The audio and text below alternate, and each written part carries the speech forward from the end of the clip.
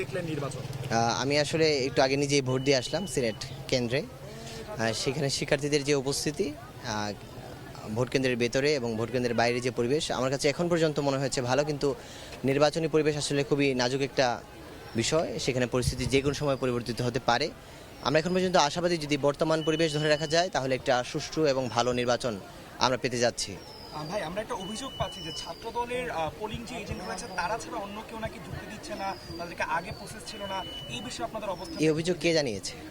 ইসলামী ছাত্র আন্দোলনের যারা প্যানেল রয়েছেন তারা জানিয়েছেন, কার্জন হল থেকে সচেতন শিক্ষার্থী সংসদের প্যানেল যারা এই কেন্দ্রে রয়েছেন, এই কেন্দ্রে আমাদেরকে একটু আগে অভিযোগ জানানো হয়েছে। আমি এই ধরনের কোনো অভিযোগ এখন পর্যন্ত শুনিনি। এটা আমি এই প্রথম আপনার কাছ থেকে শুনলাম। এই বিষয়ে আমরা অবশ্যই জানবো। বিশ্ববিদ্যালয় প্রশাসন বা নির্বাচন কমিশন অবশ্যই এই বিষয়ে সিদ্ধান্ত নেবে। এই বিষয়ে কারো যদি কোনো সমস্যা না হয় সে বিষয়ে তারা অবশ্যই তাদের জায়গা থেকে নিরপেক্ষভাবে কাজ করবে বলে আমরা মনে করি। কিন্তু এই ধরনের কোনো অভিযোগ আমি এখন পর্যন্ত শুনিনি।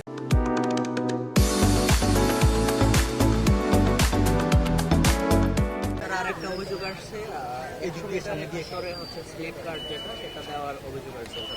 এই ছাত্রদলের নেতার উপর। এরপর আমাদের যে সিনেট ভবন, তার বাইরে আমি একাধিক ব্যক্তির ভোট দেখেছি। স্বতন্ত্র প্রার্থীরা থেকে সবাই তাদের মতো কাজ করে যাচ্ছেন। আসলে শেষ মুহূর্তে তাদের যে টোকেন নাম্বারটা, ব্যালট নাম্বারটা, সেটা মনে করে দেওয়ার একটা প্রচেষ্টা আছে। শুধু একটা গোষ্ঠী না, আসলে অনেকেরই প্রচারণা করছেন নিয়ম বিধি ভঙ্গ করে। আমি যদি আপনাদের দেখাই, এটা হচ্ছে শিবির সমর্থিত প্যানেলের লিস্ট, যেটা গতকালকে থেকে শিক্ষার্থীদের কাছে দেওয়া হচ্ছে এবং এখানে অনেকের হাতেই ধরিয়ে দেওয়া হচ্ছে। এটা আমি এখান থেকে পেলাম। শুধু একটা গোষ্ঠীর উপর যদি দোষ দেওয়া হয়, দায় চাপানো হয়, তাহলে এটা অন্য বিষয়। কিন্তু আমি মনে করি না যে শুধু একটা পক্ষই আধিপত্য এখানে বিস্তার করছে। আমি এখন পর্যন্ত কোনো কেন্দ্রেই, আমি 3টা কেন্দ্রে গিয়েছি, কোথাও আমি এই ধরনের পরিবেশ দেখিনি। আমি মনে করি ভোট গ্রহণ ভালোভাবেই চলছে এবং শিক্ষার্থীদের কাছ থেকে। এবং সবচেয়ে বড় কথা হচ্ছে, আমি শিক্ষার্থীদের সাথে কিন্তু কথা বলছি। শিক্ষার্থীদের পক্ষ থেকে আমাদেরকে জানানো হয়নি যে ভাই এই ধরনের সমস্যা হচ্ছে, আপনি এই ধরনের সমস্যা করছেন, সেই ব্যক্তি সেই ধরনের সমস্যা করছে।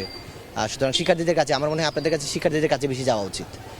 আচ্ছা ভাই, বিভিন্ন কেন্দ্রে বলা হচ্ছে যে একটু কলমগুলো যে ব্যবহার করা হচ্ছে সেখানে ক্রস চিহ্ন দিতে যে সেগুলো ছড়িয়ে যাচ্ছে, অর্থাৎ কালিটা ছড়িয়ে যাচ্ছে, এই বিষয়ে আপনার কোনো কথা বলেছেন? আসলে বল পয়েন্ট যেগুলো, সেগুলো ব্যবহার করা উচিত ছিল। এখানে জেল কালি ব্যবহার করা হয়েছে, এই জন্য একটু সমস্যা হচ্ছে। কিন্তু আমি যে এখানে ব্যবহার করছি সেই জায়গাটা ঠিকঠাক ছিল কলম, সুতরাং আমি কোনো সমস্যার মধ্যে পড়িনি। যদি এই ধরনের কোনো অভিযোগ থাকে তাহলে আসলে নির্বাচন কমিশনের কলম নিয়ে আসার জন্য তো বেশি সময় লাগার প্রয়োজন নয়। এই কলমটা পরিবর্তন করা উচিত। ভাই, নির্বাচন নিয়ে আপনার শেষ আশাটা যদি একটু বলতেন, কেমন আশা? শুধু আমার আশা না, ঢাকা বিশ্ববিদ্যালয়ের শিক্ষার্থীদের প্রত্যাশা যে একটি সুষ্ঠু ডাকসু নির্বাচন সম্পন্ন হবে এবং সেই নির্বাচনের মাধ্যমে যোগ্য প্রার্থীরা, তাদের পছন্দের প্রার্থীরা প্রতিনিধি হিসেবে নির্বাচিত হবেন। আমরা চাই শুধু নির্বাচন যে ভোট গ্রহণ প্রক্রিয়া তা নয়, গণনা পর্যন্ত, ফলাফল প্রকাশ পর্যন্ত আমাদের এই পরিবেশ, যে বর্তমান পরিবেশ, সেটা বজায় থাকবে।